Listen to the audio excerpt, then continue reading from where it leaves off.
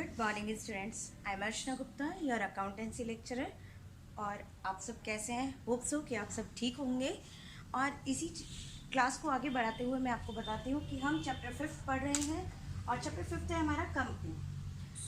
हमारा जो आज का टॉपिक है रिडम्पशन ऑफ डिबेंचर है, जिसे इंग्लिश में बोला जाता है, हिंदी में बोला जाता है इसे ऋण पत्रों का शोधन।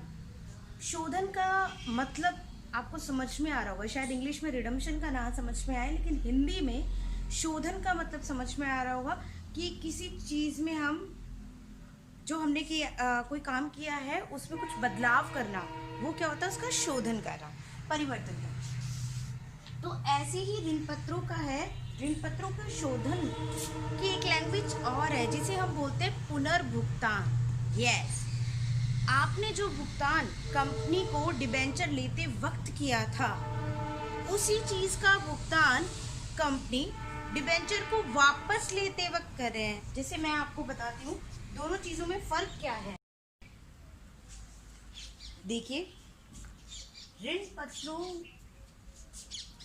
के शोधन में और निर्गमन में फर्क क्या है।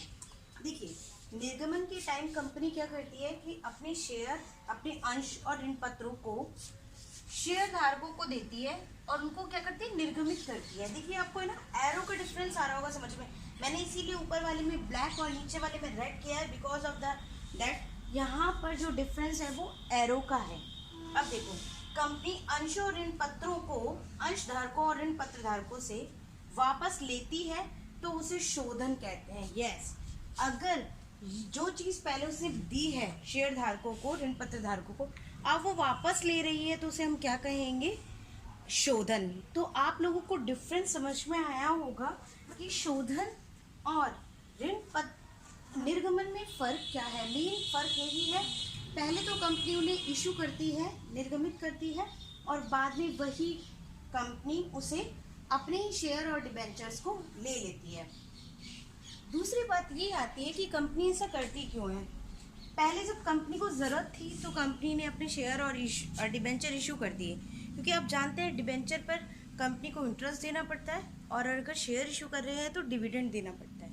लेकिन एक टाइम के बाद ऐसा होता है कि कंपनी की सिचुएशन अब काफ़ी सही है, कंपनी को किसी भी लोन की ज़रूरत नहीं है, या फिर कंपनी को और ज़्यादा हिस्सेदारी अपनी बांटने की ज़रूरत नहीं है।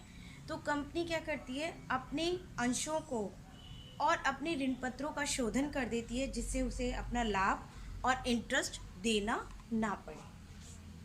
अब बात आती है आपकी नेक्स्ट, आगे हम पढ़ते हैं कि एंट्रीज कैसे हों।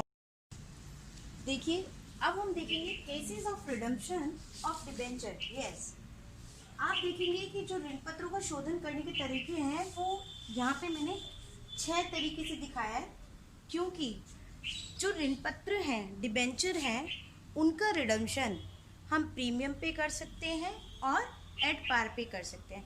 कभी भी हम डिस्काउंट पर रिडम्पशन नहीं करेंगे।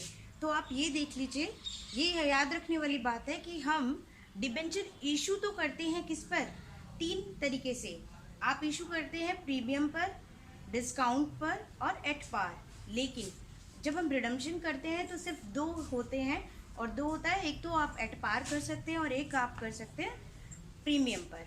तो इसलिए यहाँ पे 6 केसेस बनेंगे कि जब ऋण पत्रों का निर्गमन समूल्य पर हो तो शोधन भी क्या हो सकता है, समूल्य पर हो सकता है या प्रीमियम पे हो सकता है। फिर नेक्स्ट, अगर ऋण पत्रों का निर्गमन प्रीमियम पर हो तो उसका समूल्य पर भी शोधन हो सकता है और उसका प्रीमियम पर भी शोधन हो सकता है।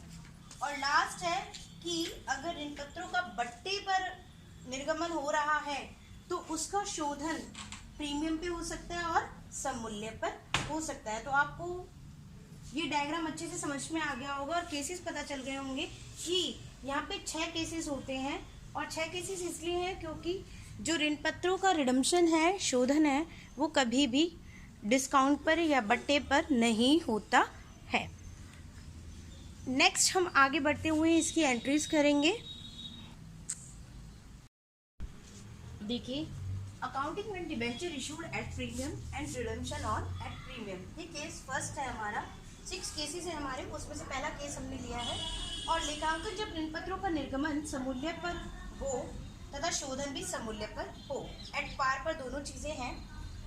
इस टाइम देखिए, क्योंकि मैं आपको बता रही हूँ कि अगर मैंने कोई शेयर इशू किया था, वो 100 रुपये का किया और वापस लिया भी मैंने 100 रुपये में ही है, तो क्या मुझे किसी भी तरह का लॉस या प्रॉफिट हुआ है?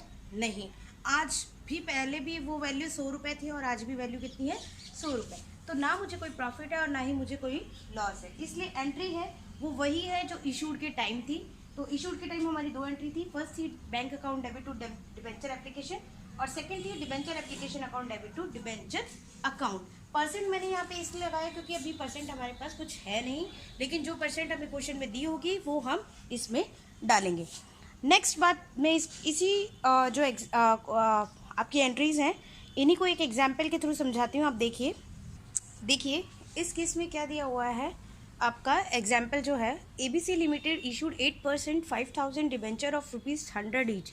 यस, ABC लिमिटेड ने 8% वाले 5000 डिबेंचर इशू किए हैं 100 रुपये पर। After 5 years company redeem those debentures at par. Yes, 5 साल के बाद भी कंपनी उन्हीं डिबेंचर्स को रिडीम कर रही है, और वो भी किस पर? एट पार पर। आप यहाँ देख सकते हैं, यहाँ लिखा क्या है? एट पार, दैट मीन्स सममूल्य। ये क्या है आपका? सममूल्य। तो दोनों सिचुएशन आपकी ये है, यहाँ पे 100 का शेयर है, वो भी एट पार ही है, और ये भी एट पार ही है। तो केस हमारा कौन सा बनता है? फर्स्ट। और फर्स्ट केस के अकॉर्डिंग हमारी 2 एंट्री होगी। Bank account debit to debenture application, 5000 share है, 100 रुपीज़ का है, तो 5 लाख आपका अमाउंट होता है। और नेक्स्ट आपका है यहाँ पे debenture application account debit to 8%। यहाँ पे अब देखिए रेट हमें दी है, तो हम रेट लिख देंगे 8% डिबेंचर अकाउंट, और वो भी कितनी? 5 लाख से। तो हमें ये समझ में आया कि अगर आपको डिबेंचर इशू भी एट पार है और आपका प्रीमियम भी रिडीम भी एट पार है, तो हमें क्या करना है। अब नेक्स्ट जो है वो हम कल देखेंगे।